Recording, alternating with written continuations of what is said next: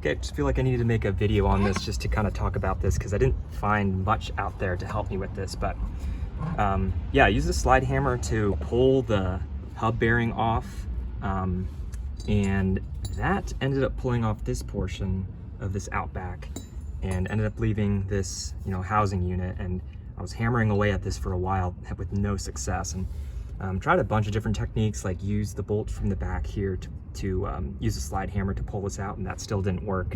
So yeah, I was struggling for a while with this, but ended up figuring out that you can tap holes into the back of this housing here. You can tap a hole and you could put a drain plug in.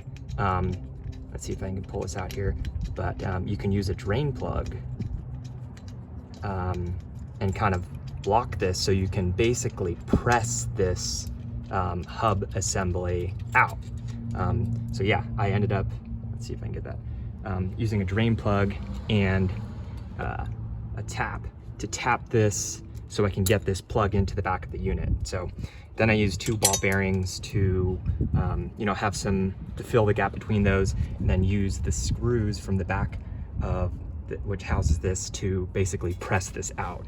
And yeah, I was struggling with this for a while. You can see it's like very rusty in here. So yep, was not the easiest thing to do, but once I was able to tap those holes, it only took me maybe 20 minutes to get this thing pressed out. So I highly recommend doing that, because this was not easy to get off.